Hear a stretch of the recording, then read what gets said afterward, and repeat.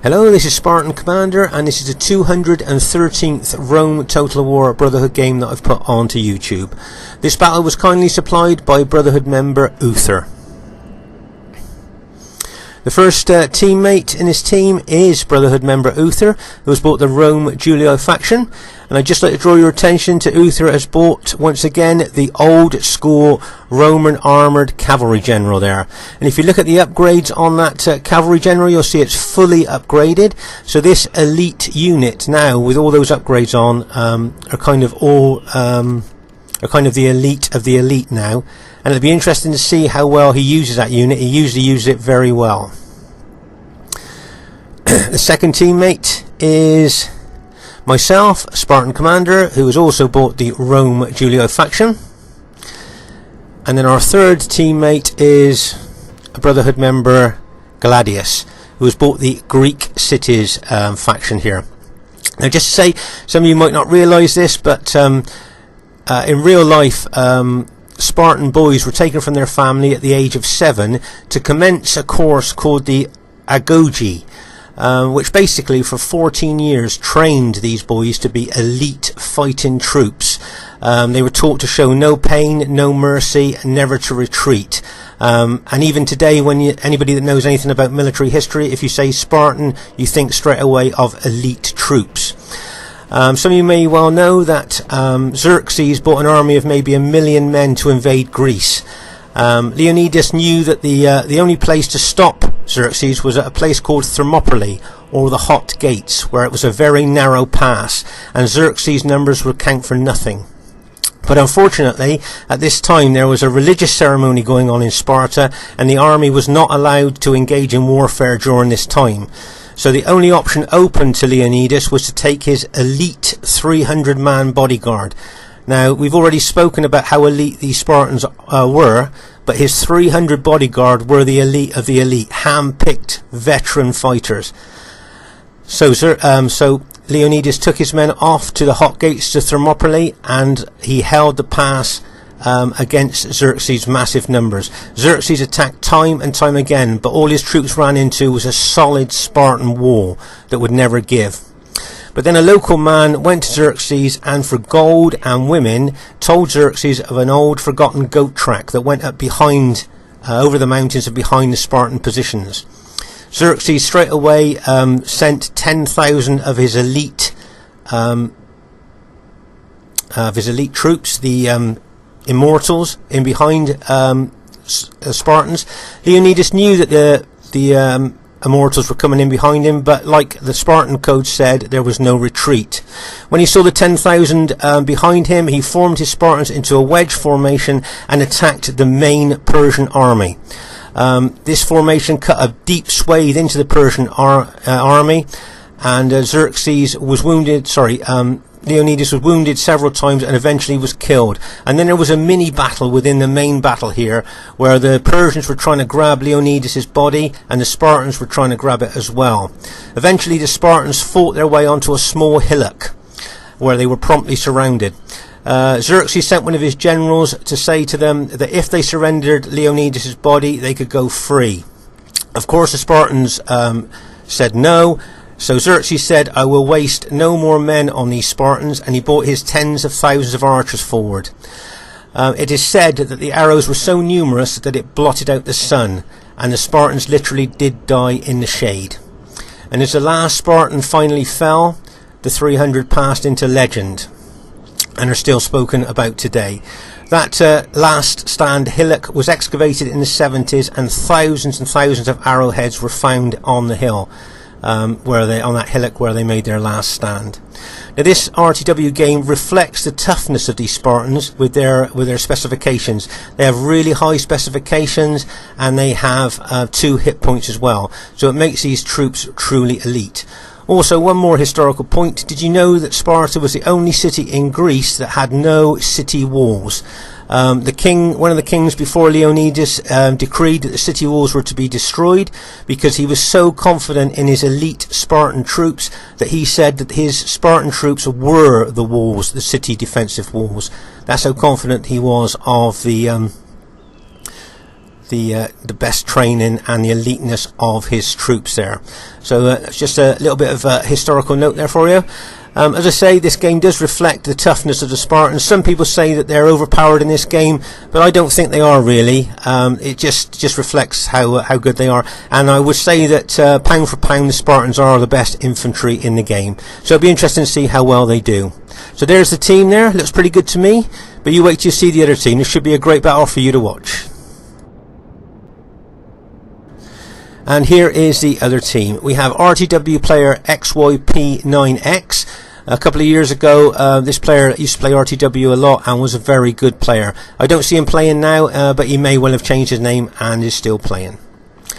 And then we have RTW player Indy, who has bought the Rome Brutio faction. A lot of you will know Indy, a very good RTW player, and he's still playing today.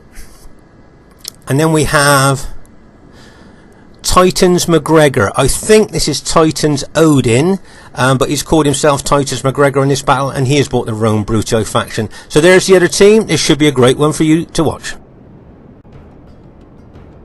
At this very early stage of the battle, I'd like to draw your attention to Gladius's Greek city's army here. If you notice that he's moved over from the flank into the centre of our three armies there, which is kind of the traditional place where pike armies move to. But I also like to draw your attention to how he split his army up. If you notice, he's got his main army at the front there to hold the main battle line, and he's got two other mini armies there that he can pass, that he can move on to his allies if needed. Also, he's bought a couple of units of Greek light cavalry. So it'll be interesting to see how well he uses those. They will be fast and they will get around the battlefield very quickly. At this very early stage of the battle here, you can see that Uther's brought his elite Roman armoured cavalry general out to the front. Looks like he's going to attack one of the enemy infantry units there, and bang, as he charges in there. See how aggressive he uses this Roman armoured cavalry general there. He wouldn't have done a lot of damage, but his mission with that general really is to harass and harangue the enemy battle line, trying to disrupt the enemy battle line as much as he can there with that unit. He's fast moving. He knows that heavy enemy cavalry will never catch him, and he can move in. He can do surgical strikes with that unit. He could do a lot of damage to the enemy with that unit, especially if he sees soft targets like archers. He can be in, kill a lot of archers, and be out before the enemy cavalry can respond. So he's very good with that unit there. If you notice here, Uther's bringing his Julio army forward in a very aggressive manner. It looks to me like in this battle the team has decided to attack there. I think this battle is approximately a year and a half, maybe 2 years old. So it'll be interesting to see how the battle develops.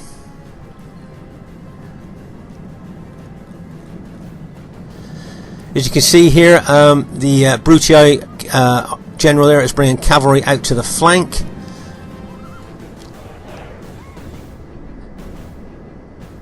And say this is still a very early stage of the battle here. And if you notice that Gladius is bringing some of his one of his mini armies over behind Uther's army there to support him if necessary.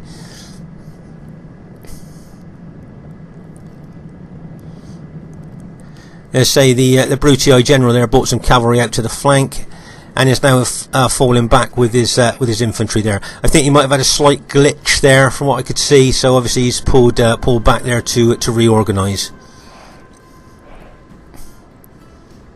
But as I say, this is a very early stage of the battle, and as you see, Uther's advanced quite a long way there with a view to probably maybe doing an aggressive attack here, maybe on this flank.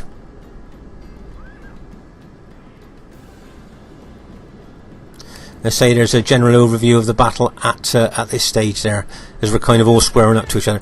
Well, I'm just going to pause the game here to talk about a particular tactic that was used 4 or 5 years ago that the Brotherhood used to call the ride-over tactic. And this is where an enemy team would mass all their cavalry on one flank, and then the infantry, they would send their infantry army in to engage the army they were going to attack, so that they would engage all the forward units of the army they were attacking, and then at the right time they would charge in every single cavalry unit they had. As you can see here, maybe 18 cavalry units. If it was a 4v4, there'd be 24 cavalry units charging in through their own engaged infantry into the enemy army, and very often the cavalry would literally ride over the enemy army on this flank, and it would rout it completely. And as I say, we the Brotherhood used to call it the ride over tactic, and it was very successful, as I said 4 or 5 years ago. Unless your teammates were really switched on and sent over lots of support when they saw all the cavalry massing on that flank. If your team were a bit slow at getting reinforcements over to you, then by and large your whole army could rout with this ride over tactic. So I think that's what Gladius is thinking could happen here, because if you notice, he's brought some of his Spartans over there to kind of reinforce Uther's army.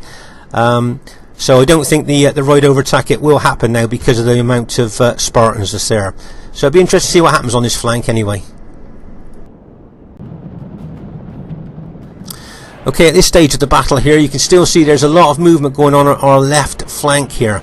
It looks like this is where the enemy team are looking to maybe hit here on the left. If you notice, Uther's got his cavalry primed, and if you notice, I brought my cavalry across as well. And just draw your attention here to a little used unit on the 31k battlefield, the auxiliary light infantry there. I notice that Uther's got a unit of them there he's put on his flank there, maybe to help if any cavalry charge in. As you can see at this stage of the battle, there's a lot of pilot exchanging going on between the two armies. And remember, each one of those Roman units have got 3 pilers to throw each there. So there's a lot of, I say, a lot of casualties being caused on both sides there by the piler hits going in.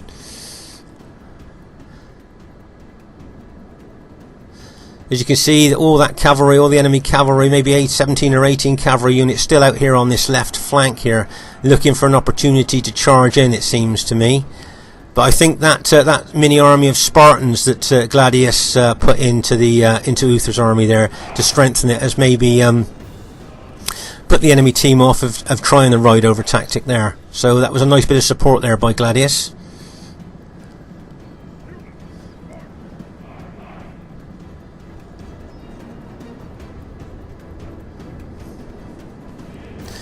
Right, if you see that one of their teammates there, I'll just pause again for a second, XYP9X has brought some infantry over to this flank from the centre. Remember, his army is mostly in the centre there, but he's moved units over to this flank here, which reinforces the thought that they're trying to do a big attack here on this left flank. So it'll be interesting to see what happens here as the battle develops. But with him bringing infantry over from that from the centre there, plus all that cavalry there, it certainly does look like this is the flank they've decided to hit. If you notice, Gladius is moving some of his main Spartan army over into the centre left there to support Uther if needed.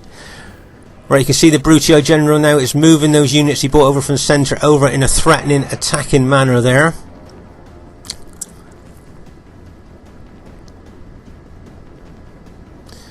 I know Uther's very aggressive sometimes with his cavalry, and he may well try, there you go. Uther's charging his cavalry forward now to charge in to this Brutii infantry, and bang, as that cavalry hits. Did you notice he didn't have his cavalry in wedge formation? It was in normal formation, which enables him to pull out of that situation a lot faster than if he was in wedge. Okay, he saw the counter charge coming in, and he pulled his cavalry out just before the enemy cavalry hit. Remember, if you're in wedge formation when you hit infantry, trying to pull them back out, it takes longer than if you're in normal formation. Okay, the wedge formation helps you penetrate more, but I think Uther there just wanted to hit, cause a few casualties, and pull back before the enemy counter-attack cavalry came in there. Right, here's a shot of the Brutii infantry there, throwing loads of pilers into those Greek city units. Remember what we said earlier in the game, those Spartans have got 2 hit points, so piler hits do less damage to them than it does to any other units on the battlefield there. As you can see, the battle is very much developing here on the left flank. You see that cavalry charged in there to try and take that engaged Julii unit out there. And if you notice, Uther's brought some more infantry over to shore up this left flank. And if you notice, Gladius has brought 4 of his Greek city units over to this left flank as well now.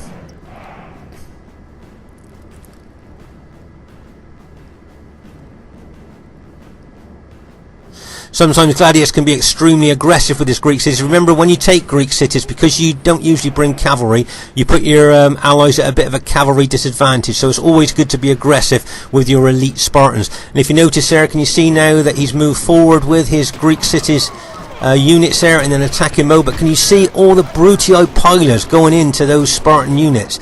Even though those Spartan units have got 2 hit points and suffer less damage than other units on the battlefield, you can see the punishment they're taking from all those hundreds of pilers going into them there.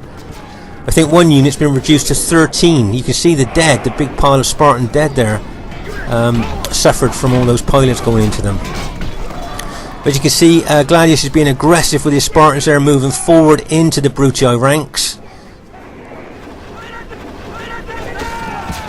As I say, new players watching this, if you decide to bring Greek cities, remember that you do put your allies at a cavalry disadvantage. So you have to make the most of your elite Spartans and really be aggressive with them. And that's exactly what Gladius is doing there in the centre. Right, just like to draw your attention to this Brutii cavalry coming in from the flank here. Now this general has seen, he can see the flank of Gladius is attacking Spartan units there, and bang as that cavalry goes in. Now normally you wouldn't charge cavalry into Spartan units there, but because he saw that there was an angle, a flanking attack there, he's charged that cavalry in there, and I think he's caused a lot of casualties there to the Greek city units. That was a nice bit of battlefield awareness there by the enemy general. If you notice that Gladius is Cretan archers there. The enemy didn't bring any archers, I don't think, so he's got his archers in close formation there, which means their arrows do more damage because they're in a closer impact area there. If you notice, he's targeting the enemy cavalry there with fire arrows. Remember, fire arrows not only cause casualties, but actually lower the morale of the troops they hit as well, making them more susceptible to routing. Right, can you see this Brutii unit in Testudo? Can you see I'm charging my cavalry in here to take this unit out? Now something unusual happens here.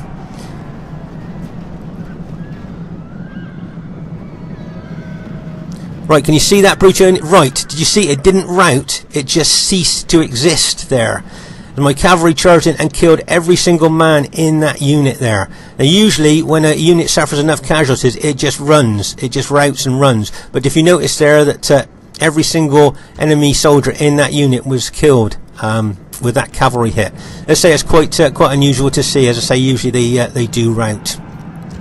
Right, just pause the game for a second to take stock of exactly what's happening here. Over on the right flank, you see there's a bit of skirmishing going on, but not a lot of real fighting going on here. Can you see in the middle here, Gladius' Spartans are starting to get a little bit surrounded there by enemy Brutii troops. Let's say when you're aggressive, it's good, but you have to be careful that the enemy doesn't get to your sides or your rear. And over on the left flank here, you can see that Uther is engaged with the enemy Brutii general there. Looks like a cavalry hit's gone into his infantry. It looks like Uther is responding with a counter cavalry attack there, and bang as that cavalry goes in. Now Uther, my guess is he'll hit, he'll pull out quickly. He got his full cavalry charge bonus. There you go. He got his 5 full cavalry charge bonus, did the damage he wanted to, and pulled straight back out. Didn't allow time for that enemy Brutii cavalry to charge in to hit his own cavalry there. Nice little move there by Uther. A little bit concerned here by our Greek cities ally there, getting really surrounded there by Brutii troops. If you notice, I'm doing a cavalry attack. I've moved infantry over there to try and help our Greek cities ally in the middle there.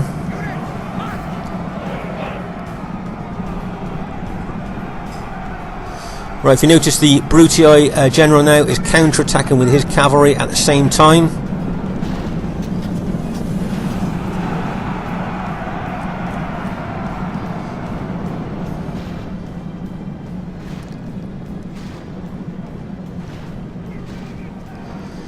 It seems to me that they're trying to destroy our Greek cities ally there in the centre, so we're trying to help out as much as we can with cavalry hits and infantry support there.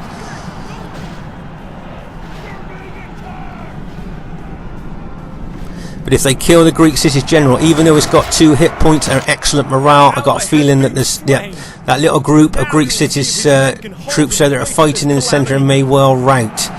Notice I send in another cavalry attack to try and take off the pressure from those Greek city units as well as infantry. But with their general gone now, that could lower their morale enough for them to rout. And I think the last Greek cities in the centre there have routed. Right, let's just pause again for us to take stock of the situation. As you can see, there's a couple of Spartan units over here on the right flank. But the main little group that was in the centre that Gladius was aggressively attacking with now seems to have mostly been routed there. Meanwhile, over on our left flank, you can see Uther's moved some of his units around there to attack the Brutii centre. Nice little move there by Uther, as he's charging around there, turning the enemy's flank there. As you see, the enemy's going to turn to face his attack there. Nice little aggressive move there by Uther.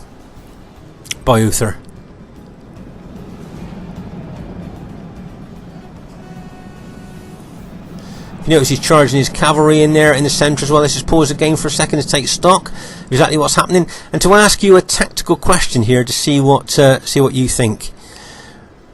Right, if you just see the general battle situation there.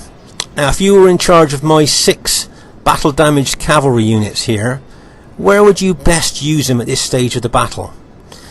Now, would you take them maybe around the rear of the enemy, around that area there, so you could get in behind the engaged enemy troops? Would that be a good place to take the cavalry? So yeah, you might take on that Brutii cavalry at the back, but maybe that's good. Maybe smash into this engaged enemy cavalry and infantry here, hit them in the flank. That could be a good tactical move for this cavalry. Or maybe take them over to that far left flank to support Uther against that Brutii cavalry there. But if you were in charge of these 6 cavalry units, looking at the battlefield, where do you think you would use those cavalry units? Interesting. Well, let's see what happens.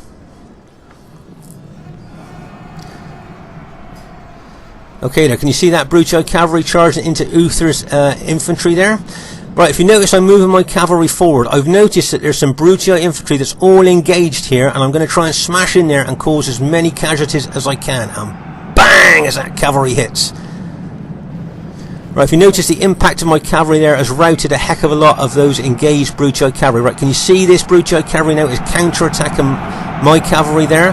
So I've now turned my cavalry to face that counter-attack, as well as throwing infantry in there as well.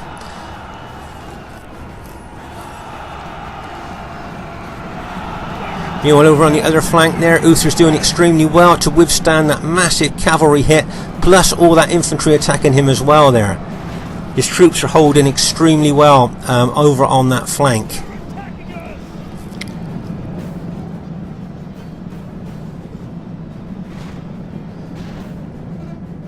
That was one big massive cavalry hit there that went into Uther. But if you notice, Uther's taking his cavalry over there. He's got his general close by, his fighting infantry, giving them the general morale bonus there. And now he's charging his cavalry into the enemy Brutii engaged infantry there. If you notice, the Brutii cavalry are now counter-attacking with their cavalry, and bang, as that cavalry goes in. Nice hit there by both lots of cavalry there, causing lots of casualties. You see here, I've got my cavalry there, primed, ready to attack. Maybe I could go for that Brutii general, but I can see Uther's under a lot of pressure over onto that other flank there. So maybe taking my cavalry across the centre there might even rout some of the enemy infantry units as I move over there. I'm moving infantry and my cavalry over there to help Uther out as much as I can, because he's getting hit from cavalry and infantry over there quite hard there by the enemy team. You notice Uther's charged his legionary first cohort unit in as well there to try and hold on to that position there over on that flank. If you notice, several of the Brutii the enemy Brutii units are starting to rout at this stage, but they've still got some cavalry units left out at the back of our units there, of their units. Okay, I think at this stage of the battle, if we can kill any of their generals, they've suffered so many casualties and their morale will be so low. If we can kill any of their generals, I think that could be a big thing in causing their armies to rout. Right, can you see my cavalry? I'm going for that green general there, XYP9X's general. Bang! It's him has routed that general now, and did you notice a lot of other units there started to rout when the general was hit and routed? Another general's just been routed. I think that's McGregor's general's just been routed, and Indy's general's just been routed as well. So in that one few seconds hits there by Uther and myself, we've managed to rout all the Brutio generals there, and we've managed to looks like we've gone on to win the battle. Just like to show you the dead on the battlefield here to see how intense the fighting was. And remember, this is only a 3v3 battle here, and if you just look at the piles of dead all the way across the battlefield, you can see how intense the fighting was. Our soldiers have gained victory today. So as you can see, that was a pretty tough battle, and you know, really well played by both teams there. Yeah, first thing I'd like to say is that was a great battle to be in, and really well played to everybody in the game. Just like to draw your attention to Uther's kills there. Nice kills for Uther, 1568 there. That's quite good kills in a 3v3, so really well done to him. Really well done to XYP9X, Indy and Titans McGregor, who I think is Odin. Really well played to you guys. Some nice tactical moves and really aggressive attacking moves by you guys too, so really well done. I'd like to say really well done to Gladius, using the Spartans as they should be used in an aggressive attacking manner against the enemy. Really well done to Gladius there. As I say, when you choose Greek cities, you do tend to give your teammates a cavalry disadvantage, so you have to use your Spartans just right. Okay, this is Spartan Commander saying, hope you enjoyed the battle. Look forward to seeing you soon, and bye for now.